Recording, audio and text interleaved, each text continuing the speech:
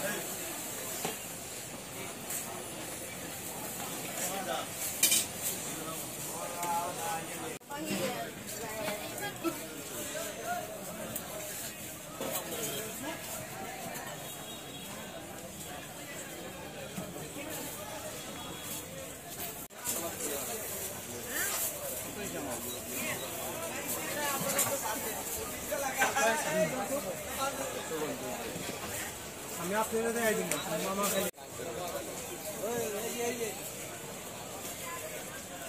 শুরু হয়ে গেছে পুরি কত করে বাবা আর আমার হাতে উপরে এই ছেড়ে দাও ওটা আর 6 কিলো ওটা দিন মাছ দে সাতটা বলতে মাছ দে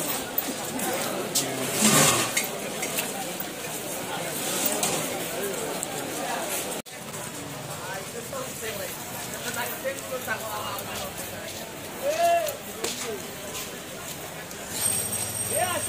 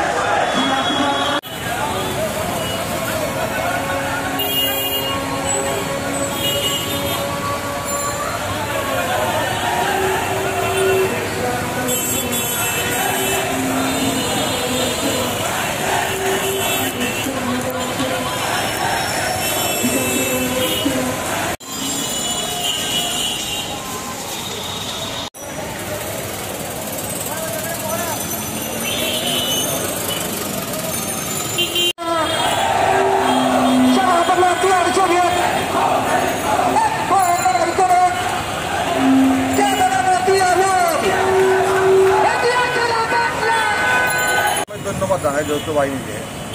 সিলেট শহরের মধ্যে একটি সুন্দর শহরের লক্ষ লক্ষ টাকা খরচ করে জনগণের সুবিধার্থে ফুটপাথ দেওয়া হয়েছিল। এই ফুটপাথগুলা অনেক দিন যাবৎ হকারদের দখলে ছিল। হকারদের জন্য মানুষ অতিষ্ঠ। হকার রাস্তাঘাটে আসা তো দূরের কথা, তাদের জন্য মান সম্মান প্রশ্ন দিয়েছে। কোনো জনসাধারণ তাদের সাথে কিছু কথা বলে মান সম্মান রাখতে পারে না, এইরকম অবস্থা ছিল। এইরকম পরিস্থিতিতে আজ যে যৌথ বাহিনী উদ্যোগ নিয়ে আজ হকারদেরকে তাদের নির্দিষ্ট স্থান লালদিঘি হকার মার্কেটে স্থানান্তর করেছে, এই জন্য আমি আমার ব্যক্তিগত পক্ষ থেকে এবং গৃহবাহীর পক্ষ থেকে তাদেরকে ধন্যবাদ জানাই। আমি আশা করি এই প্রচেষ্টা অব্যাহত থাকবে, যাতে আর সিলেটের ফুটপাথগুলো হকারদের দখলে না যায়।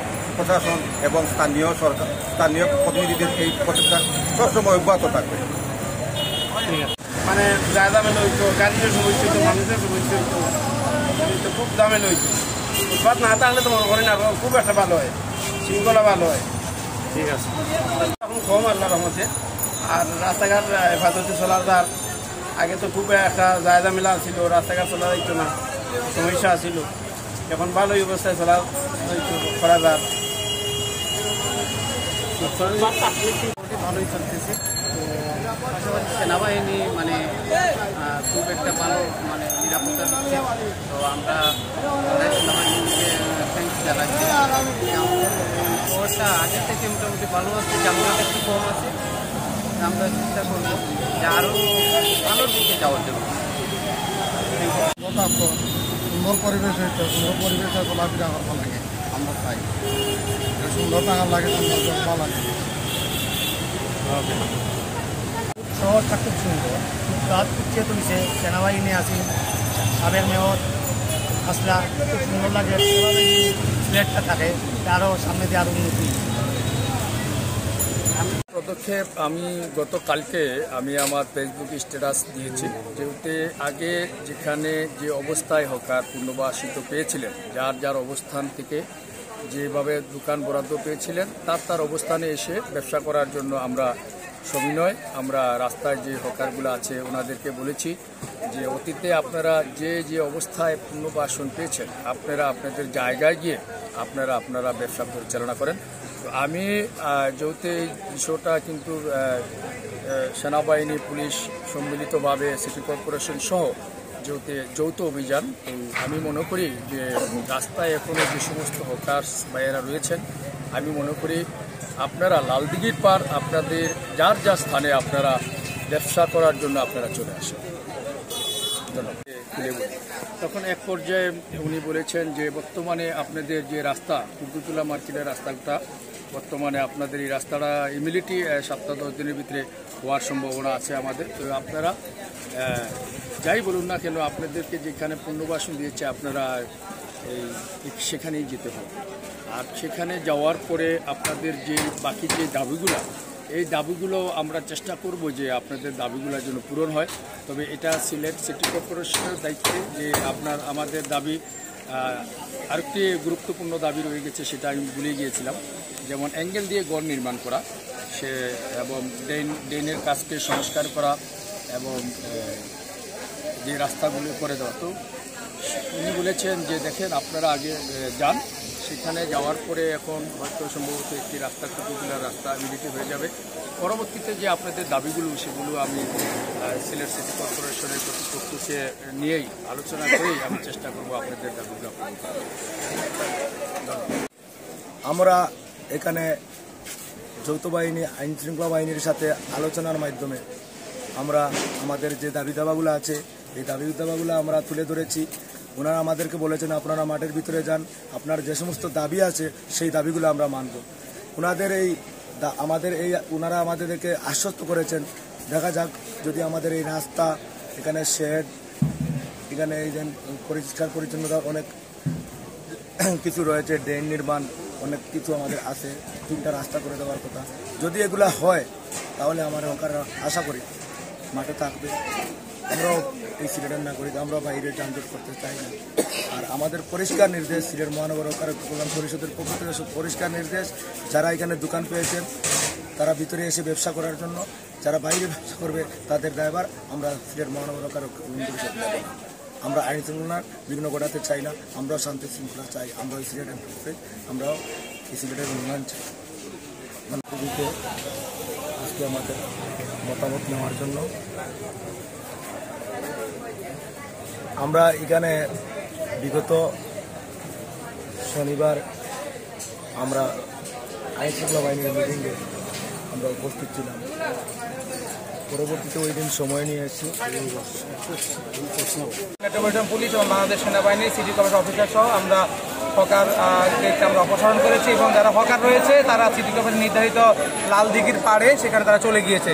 এছাড়া সিটি কর্পোরেশনের নিয়ন্ত্রণাধীন যে সিলেট সিটি সুপার মার্কেট রয়েছে সেই সিলেট সিটি সুপার মার্কেটে আমরা লক্ষ্য করেছি এটিও একটি হকারের মতো অবস্থা রয়েছে। তারা ফুটপাতগুলিকে মূলত তাদের যে দোকান রয়েছে দোকানগুলিকে তারা গোডাউন বানিয়েছে এবং দোকানের সামনে যে ফুটপাত ওয়াকওয়ে রয়েছে সেই ওয়াকওয়ের উপরে তারা শেড দিয়ে ফুটপাতকে তারা শোরুমে পরিণত করেছে। তাদেরকে আমরা মৌখিকভাবে বলেছিলাম অপসারণ করার জন্য। এরপর আমরা আজকে সোমবার সকালবেলা আমরা সিটি কর্পোরেশনের নির্বাহী ম্যাজিস্ট্রেট সহ তাদের ইঞ্জিনিয়াররা সহ বাংলাদেশ সেনাবাহিনীর সিলেটের 34 বীরের যে সেনাবাহিনী পেট্রোল টিম রয়েছে তাদের সেনা অফিসার সদস্য সহ আমরা ট্রাফিক বিভাগ এবং ক্রাইম বিভাগ আমরা এসএমপি আমরা ব্যবস্থা নিচ্ছি। ইতিমধ্যে যারা ব্যবসায়ীরা রয়েছেন তারা আমাদের সাথে একাত্মতা ঘোষণা করেছেন। আপনারা লক্ষ্য করে দেখবেন যে দোকানের সামনে রাস্তার দুপাশে 5 ফিট করে 10 ফিট যে অবৈধ স্থাপনা এবং তারা ব্যবসা বাণিজ্যের একটি শোরুম করেছিল সেগুলি ধীরে ধীরে অপসারণ করা হচ্ছে। আমরা আশা করি বিকালের মধ্যে সিলেট সিটি সুপার মার্কেটের সামনে যে অবৈধ স্থাপনা রয়েছে স্থাপনাগুলি সরে যাবে এবং মালিক সমিতি ব্যবসায়ী সমিতি একাত্মতা ঘোষণা করেছেন। সুন্দর একটি পরিচ্ছন্ন সিলেট নগরী এবং সুন্দর একটি পরিচ্ছন্ন সিলেট সিটি সুপার মার্কেট যাতে হয়, জনগণ যাতে নির্বিঘ্নে চলাচল করতে পারে, ব্যবসায়ী যাতে সুন্দর করে ব্যবসা করতে পারে, সবাইকে আমরা সেই আইন মেনে নেওয়ার জন্য আহ্বান করছি। সিটি কর্পোরেশন বিগত 2-3 বছর পূর্বে 1034 জন হকারের তারা তালিকা করেছেন। যারা লিস্টেড হকার রয়েছেন তাদেরকে লাল দিঘির পাড়ে আমরা হকার্স মার্কেটে যাওয়ার জন্য বলেছি এবং যারা ভ্রাম্যমাণ মৌসুমে রয়েছেন তারা বিভিন্ন সময় চলে আসেন। আমাদের মেট্রোপলিটন পুলিশের এসএমপি পুলিশের টহল টিম রয়েছে, ট্রাফিক বিভাগ রয়েছে। আমরা সবসময় সতর্কতার সাথে সচেতনভাবে আমরা কাজ করে যাচ্ছি এবং আমরা এগুলি বিষয়ে জিরো টলারেন্সে রয়েছি। প্রতিদিনই যারা ভ্রাম্যমাণ এবং ভাসমান হকার রয়েছে জনদুর্ভোগ এড়ানোর জন্য ফুটপাত এবং রাস্তা যাতে নির্বিঘ্নে মানুষ যানবাহন চলাচল করতে পারে সে লক্ষ্যে প্রতিদিনই আমাদের পুলিশিং ব্যবস্থা চলমান থাকবে। সবাইকে ধন্যবাদ।